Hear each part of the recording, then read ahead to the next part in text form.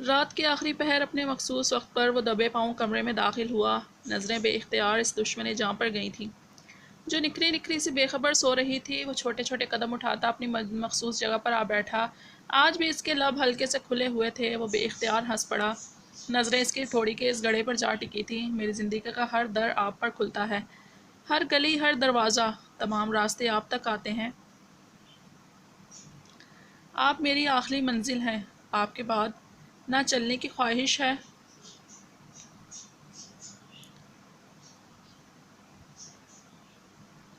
نہ مزید کچھ پانے کی۔ دل صرف آپ کو پانے کی چاہ میں دھڑکتا ہے بیلا۔ آنکھیں صرف آپ کو دیکھنے کی خواہش کرتی ہیں۔ اس کے لبوں کو انگلی سے بند کرتا، تھوڑی پر لب رکھتے وہ سرگوشی میں کہہ رہا تھا، اپنے لیے دھڑکنے والے اس دل کی آواز آپ سن کیوں نہیں پاتی بیلا؟ میرے اتنے قریب آ کر بھی آپ میرے جذبات سے انجان کیسے ہیں؟ انگوٹھے سے اس کی کلائی سہلاتا وہ اپنے تمام شکوے سے کر رہا تھا۔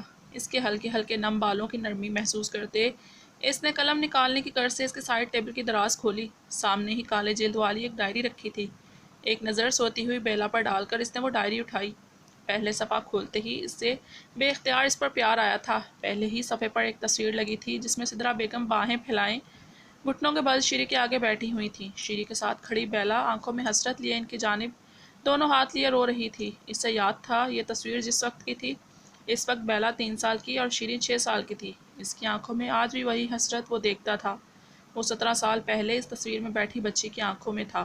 نیچے کلر پینسل سے اسی تصویر کو بنانے کی ناکام کوشش کی گئی تھی، لیکن ایک الگ انداز میں نیچے بنی تصویر میں سدرا بیگم کے دونوں سائڈ بیلا اور شیری تھی۔ اس طرف تصویر میں ان تینوں کو ہنستے ہوئے دکھایا گیا تھا اور سدرا بیگم کا رخ بیلا کی طرف دکھایا گیا تھا۔ وہ بے اختیار مسکراہٹ تھا۔ اپنی خواہش کو کتنی خوبصورتی سے اس کاغذ پر بنا دیا ہے۔ میرا وعدہ ہے آپ سے، ایک دن آپ کی یہ خواہش سچ ہوگی۔ اس دن آپ کو یہ منظر کلر پینسل سے بنانے کی ضرورت پیش نہیں آئے گی۔ دھیرے سے اس کی بند آنکھوں پر لب رکھتے وہ عزم سے بولا۔ کچھ سوچ کر ڈائری اپنی جیب میں رکھ کر وہ کمرے سے باہر نکل گیا۔ شیرو اٹھو یار، رات بھی تم نے میرا انتظار نہیں کیا، صبح بھی مجھ سے نہیں ملو گی کیا؟ وہ صبح کیفے جانے کے لیے تیار ہو کر نیچے گئی تو شیری کو کچن میں موجود نہیں پا کر سیدھا اس کے کمرے میں ہی آ گئی۔ ایسا بہت کم ہوتا تھا کہ شیری صبح ناشتہ بنانے کے لیے نہ اٹھے۔ شیرو اٹھو یار، اپنے مخصوص انداز میں اسے پکار کر اس نے اٹھانا چاہا۔ اگلے ہی لمحے وہ اس کی جانب جھکی۔ اس کی پیشانی بخار سے تپ رہی تھی۔ اس کا بخار مزید شدت اختیار کر گیا تھا۔ شیری کیا ہوا؟ اتنا تیز بخار ہو رہا ہے تمہیں تو؟ اس کی جلتی پیشانی پر لب رکھے وہ پریشانی سے بول رہی تھی۔ شیری میری جان آنکھیں کھولو یار، اس کی پکار پر اس نے مشکل آنکھیں واہ کر کے اسے دیکھا۔ بیلا اس نے سامنے دیکھتے ہی اس کی آنکھیں بھیگنے لگی تھیں۔ ہاں بولو، میں سن رہی ہوں میری جان۔ وہ اس کے ہاتھوں کو چومتی، سر پر پیار کرتی اس کی بڑی بہن معلوم ہو رہی تھی۔ اس کا سہارا پاتے ہی وہ اس کے گلے سے لگتی بری طرح رونے لگی۔ شیری کیا ہوا؟ میں مسز افضل کو بلاتی ہوں نا، ابھی ڈاکٹر کو دکھائیں گے، ٹھیک ہو جاؤ گی تم۔ اس طرح رو نہیں، رکو میں زوار کو بلا لیتی ہوں۔ نرمی سے اسے بہلاتی وہ اسے دلاسا دے رہی تھی۔ نہیں زوار نہیں۔ وہ روتی ہوئی نفی میں گردن ہلانے لگی۔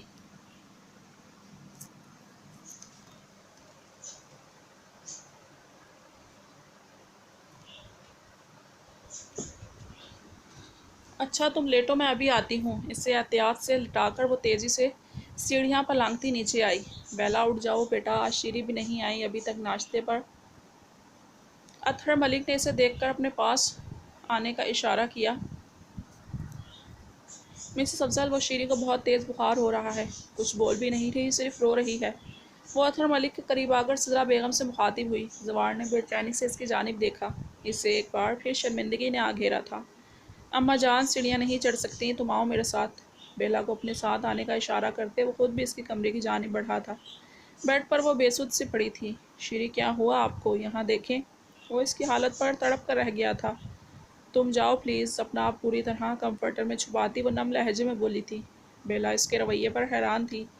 وہ کبھی کسی سے اس طرح بات نہیں کرتی تھی۔ وہ لب بیچ کر کمرے سے نکل گیا۔ کچھ دیر بعد ابراہیم ڈاکٹر کو لے کر آ چکا تھا۔ بیلا کیفے جانے کا ارادہ ترک کرتی اس کے پاس ہی بیٹھی ہوئی تھی، جو خود بھی اس کے دونوں ہاتھ تھامے غنودگی میں تھی۔ تم دونوں میں کوئی بات ہوئی ہے؟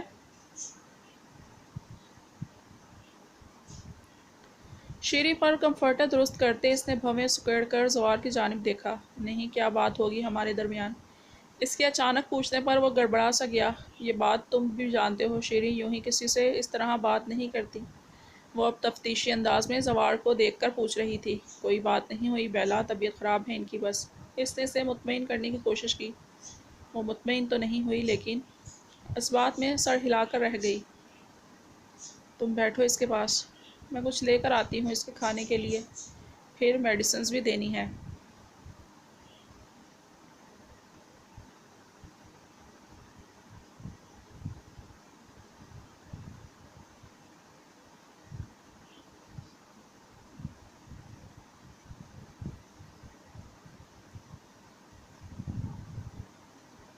ہاتھوں کی پشت شیری کی پیشانی پر پھیرتے وہ اسے اس کا خیال رکھنے کی تلقین کرتی کمرے سے نکل گئی۔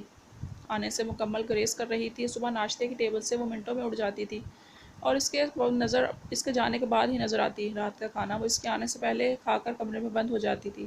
آج اسے کچن میں دیکھ کر وہ لمحے بھر کی دیری کیے بنا خود بھی اس کی جانب آ گیا۔ کیسی طبیعت ہے اب شیری؟ اس کی بھاری آواز پر اس سے سہم کر پیچھے دیکھا۔ وہ کاؤنٹر پر دروازے پر پیر رکھے بیٹھا ہوا تھا۔ ٹھیک ہوں؟ جلدی جلدی برتن خشک کر کے اسٹینڈ پر سجاتے وہ اپنا لہجہ نارمل رکھنے کی کوشش کر رہی تھی۔ اتنی خوفزدہ کیوں ہو گئی شیری؟ میں زاوی ہی ہوں جسے آپ مار بھی دیا کرتی تھی، پھر کیوں اس طرح سے سہم جا رہی ہیں آپ مجھ سے؟ وہ پیر نیچے رکھتا کاؤنٹر سے اتر کر اس کے مقابل آ کھڑا ہوا۔ تم نے میرے روم میں اس دن ٹیبل توڑ دیا تھا۔ وہ نامحسوس انداز میں کچھ پیچھے ہوتی ہوئی بولی۔ تو اس وجہ سے آپ مجھ سے خوفزدہ ہو گئی ہیں؟ زوار نے مسکراہٹ دبا کر اس کی جانب دیکھا۔ میں خوفزدہ نہیں ہوں تم سے، میں بڑی ہوں تم سے، تم بدتمیزی نہیں کر سکتے مجھ سے۔ اپنے لہجے کو مضبوط بنائے وہ آنکھیں دکھا کر بولی۔ وہ سڑک کو خم دیتا مسکرا اٹھا۔ آپ خود کو بڑی نہ بھی کہیں تو میں آپ کی پھر بھی عزت کرتا ہوں شیری، اور وہ بات اب ڈائریکٹ اماں جان سے کروں گا۔ اس پر ایک نظر ڈال کر وہ کچن سے نکل گیا۔ سائیڈ لیمپ کی روشنی میں اس نے وہ کالے جلد والی ڈائری کھولی۔ آج ابھی تک وہ اس کے کمرے میں نہیں گیا تھا، وجہ صرف یہ ڈائری تھی۔ خود میں سمٹی وہ لڑکی ڈائری بھی رکھتی ہے؟ وہ ہلکا سا مسکرایا۔ حیرت انگیز طور پر نہ کوئی نام درج تھا، نہ تعارف، نہ کوئی ڈیٹ۔ وہ ڈائری کم اور فوٹو البم زیادہ لگ رہا تھا۔ اس پوری ڈائری میں اس کے بچپن کی مختلف مواقعوں پر لی گئی سدرا بیگم کی تصویریں تھیں، جن کے نیچے کلر پینسل سے انہیں اپنی خواہش کے مطابق بنایا گیا تھا۔ ابراہیم کو بے اختیار اس پر پیار آیا۔ اس نے صفحے مزید آگے کیے۔ کالی سیاہی سے لکھے الفاظ نے اس کی توجہ اپنی جانب مبذول کروائی تھی۔ میں تلاش میں ہوں کسی ایسے شخص کی جسے بیلا افضل ملک سے محبت ہو، جسے کوئی فرق نہیں پڑتا ہو کہ میں دوپٹہ لیتی ہوں یا نہیں، میں آہستہ آواز میں بات کرتی ہوں یا تیز آواز میں، جو میرے پاس آئے، میرا ہاتھ تھامے اور مجھے دور کہیں نیلے آسمان کے پار اس الہامی دنیا میں لے جائے، جہاں جسموں نہیں روحوں کا ملاپ ہوتا ہو، جو مجھ سے مسکراتا ہوا دیکھے اور میری آنکھوں سے نمی چن لے، جو نہ بتائے اور نہ جتائے، بس محبت کرے، جو کہے آپ شولڈرز پہننا چاہتی ہو ضرور پہنو۔ آپ شولڈرز پہننا چاہتی ہیں آپ؟ گھنی مونچھوں تلے اس کے لبوں پر مسکراہٹ ابھری اور پھر مسکراہٹ قہقہے میں بدل گئی۔ وہ ہنسا اور پھر ہنستا چلا گیا۔ کیا تھی وہ لڑکی؟ رات کے اس پہر چاندنی کی حسین روشنی میں وہ اس لڑکی کی انوکھی خواہش پر ہنس رہا تھا اور بے تحاشا ہنس رہا تھا۔ Of shoulders?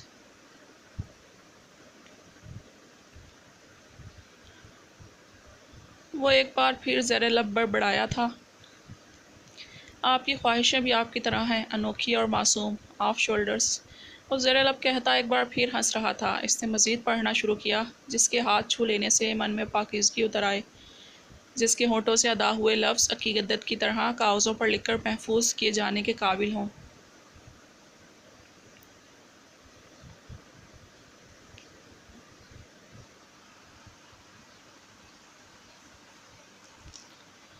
جس کی آنکھیں اس کی پاکیزہ سوچ کی گواہی دیتی ہوں۔ وہ متاثر ہوئے بغیر نہیں رہ سکا۔ وہ لڑکی واقعی بہت گہری سوچ رکھتی تھی۔ اس نے چند صفحے مزید پلٹے۔ کوئی ہے جو مجھے روز پھولوں کے ذریعے احساس دلاتا ہے کہ میں کتنی خاص ہوں، اتنی خاص کہ وہ مجھ سے دوستی کا طلبگار ہے۔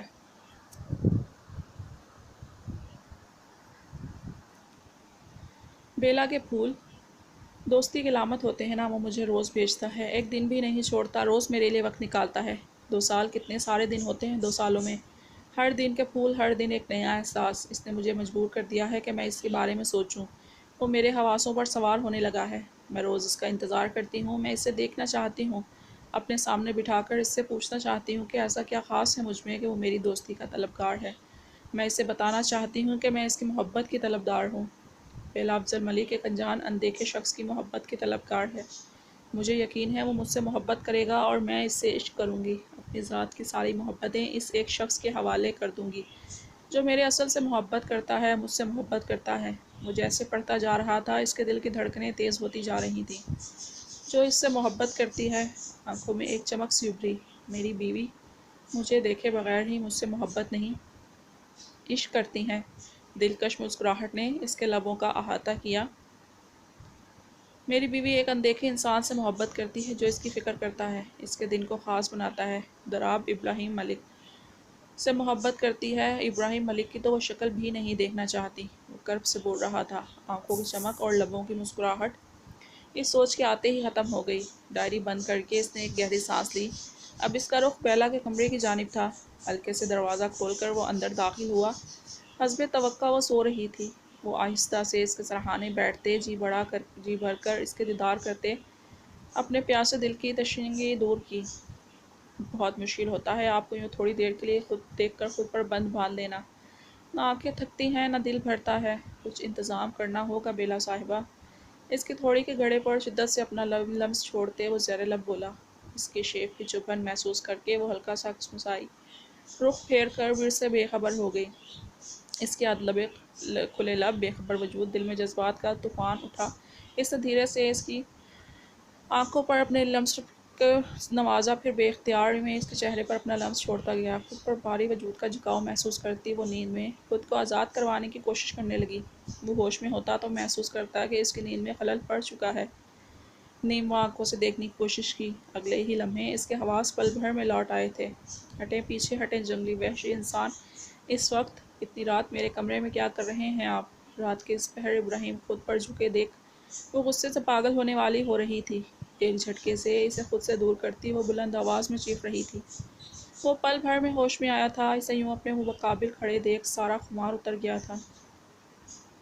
اسے اپنی غلطی کا شدت سے احساس ہوا، لیکن اب بہت دیر ہو چکی تھی۔ بتائیں مجھے کیا کر رہے ہیں آپ اس وقت میرے کمرے میں؟ وہ بلند آواز میں چیختی آنکھوں سے شعلے برساتی اسے دیکھ رہی تھی۔ کیا ہوا بیلا، اس طرح کیوں چیخ رہی ہو؟ ابراہیم تم یہاں بیلا کے کمرے میں کیا کر رہے ہو؟ سدرا بیگم جو بیلا کی آواز میں کمرے میں داخل ہوئی تھی، سامنے کھڑے ابراہیم کو دیکھ کر بری طرح چونک اٹھی۔ اپنے مخصوص لباس اور بکھرے بالوں میں موجود بیلا، انہوں نے دہل کر ابراہیم کی جانب دیکھا۔ شور کی آواز پر باقی لوگ بھی آ گئے تھے۔ شیری آنکھیں نکالے دیکھتی معاملہ سمجھنے کی کوشش کر رہی تھی۔ شیری کے پیچھے کھڑے سوار کا بھی یہی حال تھا۔ افضل صاحب البتہ خاموش کھڑے تھے۔ تم کیوں آئے تھے بیلا کے کمرے میں ابراہیم؟ اطہر ملک کی آواز پر اس نے تڑپ کر ان کی جانب دیکھا۔ وہ تو جانتے تھے سب، پھر کیوں وہ اس طرح کہہ رہے تھے؟ ابراہیم میرے بچے بھائی صاحب پوچھ رہے ہیں، کچھ جواب دو بیٹا۔ تم کیوں آئے تھے بیلا کے کمرے میں؟ سدرا بیگم اب بھی بے یقینی سے اس کی جانب دیکھ رہی تھی۔ کوئی جرم نہ ہوتے ہوئے بھی وہ مجرم بن گیا تھا۔ پوچھیے اماں جان اپنے لاڈلے سپوت سے، رات کے اس پہر کیوں آئے تھے یہ میرے کمرے میں؟ اور کس کی اجازت سے چھو رہے تھے مجھے یہ؟ وہ بلند آواز میں کہہ رہی تھی۔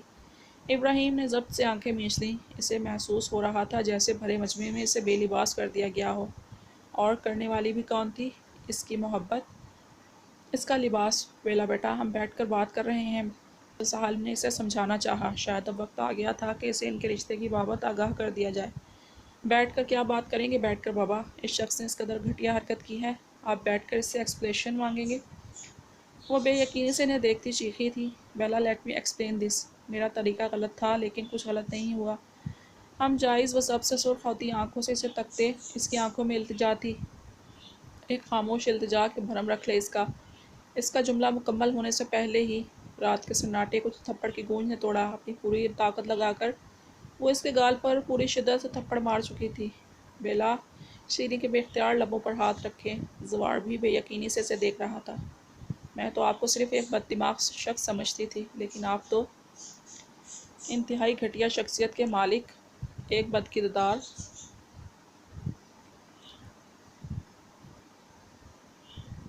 بس کریں۔ ایک جھٹکے اس کے بازو میں پنجے گاڑتے وہ ایک دھاڑا تھا۔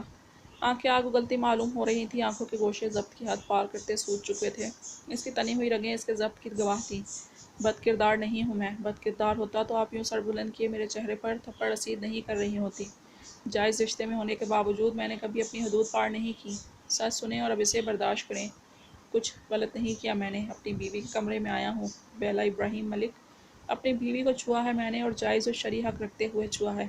اس کے بازو پر بے دردی سے اپنی گرفت بڑھاتے اس نے خون آشام نگاہوں سے بیلا کو تکتے ہوئے کہا۔